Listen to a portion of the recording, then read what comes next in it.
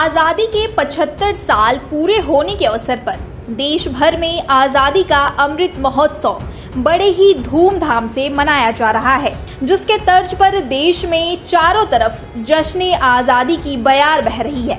इस मौके पर देश को अंग्रेजी हुकूमत से आजाद कराने वाले स्वतंत्रता सेनानियों के बलिदान को याद किया जा रहा है।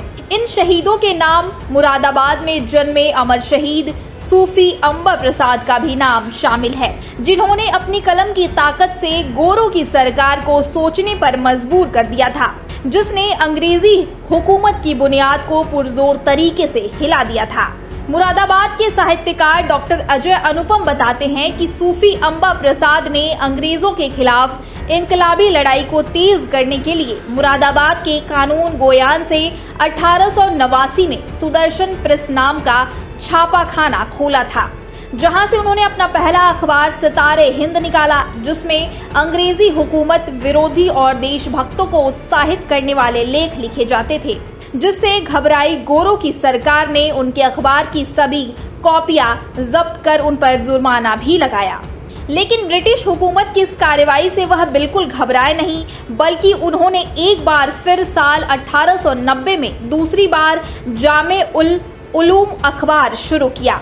उसमें भी उन्होंने ब्रिटिश हुकूमत विरोधी लेख लिखना जारी रखा, जिससे नाराज तत्कालीन डिप्टी कलेक्टर सिराजुद्दीन ने उनको 3 महीने की सजा सुनाई और उन्हें जेल जाना पड़ा। लेकिन जेल से वापस आने के बाद सूफी अंबा प्रसाद ने अंग्रेजी हुकूमत की दमनकारी नीतियों से प्रताड़ित होकर मुरादाबाद छोड़ दिया और वह कलकत्ता चले गए, जहां उन्होंने अमृत बाजार पत्रिका को चलाया और सरकार विरोधी लेख लिखते रहे। इसके बाद साल 1905 में वह पंजाब चले गए और हिंदुस्तान अखबार में काम किया। वहां भी वह अपने लेखों में ब्रिटिश हुकूमत की आलोचना करते रहे, जिससे नाराज अंग्रेजी हुकूमत ने उनकी सारी संपत्ति जब्त कर ली। लेकिन उन्होंने हिम्मत नहीं हारी और साल 1908 में बागी मसीहा पुस्तक लिखी, जो सरकार के द्वारा जब्त की गई। इसके बाद भी आज़ादी के नायक कलम के सिपाही ने 1909 में अंग्रेजों के खिलाफ पंजाब से पेशवा अखबार निकाला, जो अंग्रेजों ने चलने नहीं दिया। जीवन के आखिरी दौर में वह ईरान चले गए और ईरान में उन्होंने आबे हयात अखबार निकाला। सरकार के खिलाफ लिखना जारी रखते हुए 21 जनवरी 1917 को ईरान में अंतिम सांस ली। देखिए, सूफी अम्मा प्रसाद जी का जो दौर था वो आज़ादी के दीवानों के लिए सबसे मुश्किल दौर था। आप सोचकर देखिए, सारी दुनिया में अंग्रेज़ी सरकार थी, इंग्लैंड का दबदबा था, तो भारत से बाहर जो भी देश इस एरिया में आते थे वो अंग्रेज़ों की बात को ठुकरा नहीं सकते थे। लेकिन तब भी सूफी अंबा प्रसाद ने यहाँ आज़ादी का झंडा बुलंद किया।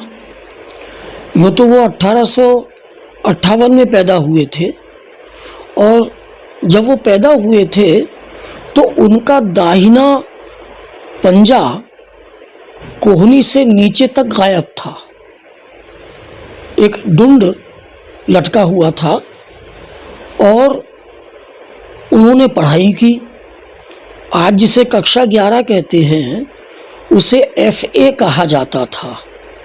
FA तक पढ़ाई की। बाएं हाथ से और दाहिने पांव से वो बहुत तेज़ी से लिखते थे। सूफी जी की शादी हुई, लेकिन उनकी पत्नी का देहांत हो गया। उन्होंने दूसरी शादी नहीं की। 1889 में 1889 सुदर्शन प्रेस नाम से सूफी जी ने एक छापाखाना खोला कानून गोयान मोहल्ले में। वो छापाखाना अब भी मौजूद है। वहाँ से उन्होंने अपना पहला अखबार निकाला, जिसका नाम था सिताराए हिंद। सरकार ने उस अखबार की सारी प्रतियां जब्त कर ली। उस ज़माने में अखबार निकालने पर अगर सरकार विरोधी खबरें होती थी तो सरकार जब्त कर लेती थी और अखबार पर 2500 रुपये का जुर्माना लगाया जाता था। सूफी जी ने जुर्माना जमा किया और दूसरा अखबार निकाला जिसका नाम था जामे-उल उलूम। ये 1890 ईस्वी में निकाला था। उस समय मुरादाबाद के डिप्टी कलेक्टर थे सिराजुद्दीन साहब। सिराजुद्दीन साहब की अदालत में मुकदमा चला राजद्रोह का। इसमें सूफी जी को 3 महीने की बामशक्कत कैद दी गई। कैद भुगतने के बाद सूफी जी कलकत्ता चले गए। वहाँ से उन्होंने अमृत बाजार पत्रिका में नौकरी कर ली। 1905 में वो पंजाब चले गए, जहाँ हिंदुस्तान अखबार उर्दू में निकलता था, उसमें काम किया। 1906 में सरदार भगत सिंह ने भारत माता सोसाइटी बनाई थी, उस सोसाइटी के मेंबर हो गए। अखबार के ज़रिए उन्होंने फिर सरकार पर प्रहार किए। सरकार ने फिर उनकी संपत्ति जब्त कर ली। जब जेल से छूटे तो हैदराबाद के निज़ाम ने उन्हें अपने यहाँ आने का निमंत्रण दिया, क्योंकि हैदराबाद के निज़ाम अंग्रेज़ सरकार के ख़िलाफ़ थे। सूफी जी ने वहाँ जाने से इनकार कर दिया।